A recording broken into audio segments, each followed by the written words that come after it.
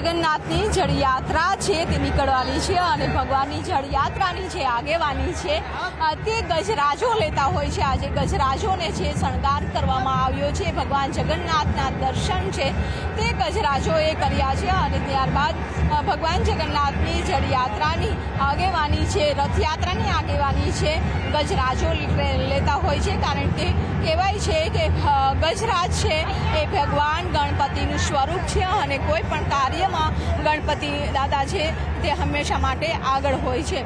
અત્યારે આપ જોઈ શકો છો કે આ કળશ છે, 108 કળશ છે તે તૈયાર કરવામાં આવતા હોય છે અને 108 કળશ જગન્નાથ મંદિરથી સાબરમતી જે રિવરફ્રન્ટ છે, સોમનાથ ઉદરનો આરગ ત્યાં લઈ જવામાં આવે છે અને ત્યાં ગંગા પૂજન કરવામાં આવે છે।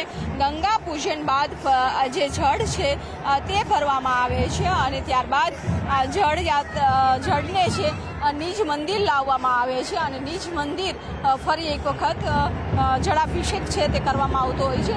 અત્યારે રથ પણ તૈયાર કરવામાં આવ્યા છે કે જેમાં મોટી સંખ્યામાં જે સાધુ સંતો આવ્યા છે તે પણ અત્યારે એમાં જોડાશે। મહામંડલેશ્વરો છે તે પણ જોડાશે, મોટી સંખ્યામાં ભક્તો છે તે પણ જોડાશે અને ગાજતે વાજતે ભગવાન જગન્નાથની જળયાત્રા છે તે નીકળવાની છે અને તેને લઈને અત્યારે તૈયારીઓ છે તે કરવામાં આવી રહી છે। અત્યારે આ જે રથ છે તે રથમાં મહામંડલેશ્વરો છે તે બિરાજમાન થતા હોય છે અને ત્યારબાદ જે ધજા પતાકા ભક્તો મોટી સંખ્યામાં જોડાતા હોય છે અને આખો માહોલ નિજ મંદિરનો આપ જોઈ શકો છો કે જે રીતે અત્યારે તૈયારી કરવામાં આવી છે અને ત્યારબાદ હવે થોડી જ મિનિટોમાં એટલે કે 8 વાગ્યાની આસપાસ જળયાત્રા છે તે નીકળશે।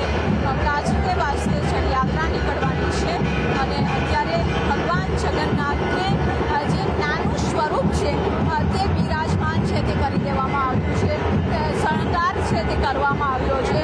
ભગવાન જગન્નાથ, બહેન સુભદ્રાજી અને ભાઈ બલભદ્રને જે ગાડું છે તેમાં બેસાડવામાં આવ્યા છે અને આ ગાડા સાથે નિજ મંદિરથી આ યાત્રા છે તે સાબરમતી સોમનાથ ઉદરના આરે છે તે જશે અને ગંગા પૂજા કરવામાં આવશે। કેમેરામેન ખેંગાર રાઠોડ સાથે પટેલ, ન્યૂઝ18 ગુજરાતી, અમદાવાદ। ભગવાન જગન્નાથની જળયાત્રા છે તે યોજાઈ રહી છે અને જળયાત્રામાં મોટી સંખ્યામાં સાધુ સંતો, મહંતો ઉપસ્થિત છે। અત્યારે નિજ મંદિરમાં માહોલ જોઈ શકો છો કે ભગવાન જગન્નાથની જળયાત્રાની જે આગેવાની છે ગજરાજો લેતા હોય છે અને ગજરાજોને શણગાર કરી ભગવાન જગન્નાથના દર્શન કરી અત્યારે નિજ મંદિરમાં આવી પહોંચ્યા છે। સાથે ધજા પતાકા અને 108 કળશ છે તે તૈયાર કરી દેવામાં આવ્યા છે। આ 108 કળશ ધજા પતાકા સાધુ સંતો અને ભગવાનને જગન્નાથ, બહેન સુભદ્રાજી અને ભાઈ બલભદ્રજીને સાથે સહિત તમામ જે લોકો છે તે નિજ મંદિરથી સાબરમતી ઉદરના આરે જશે અને ત્યારબાદ ગંગા પૂજા થશે અને ગંગા પૂજા બાદ 108 કળશ હોય છે તેમાં જળ લઈ આવવામાં આવે છે। ત્યારબાદ મંદિરમાં જલાભિષેક કરવામાં આવે છે અને ત્યારબાદ ભગવાન જગન્નાથના ગણેશજીના સ્વરૂપમાં દર્શન આપે છે અને ત્યારબાદ ભગવાન જગન્નાથ છે આજે બપોર પછી મોસાળે જતા હોય છે અને 15 દિવસ મોસાળમાં રહેતા હોય છે।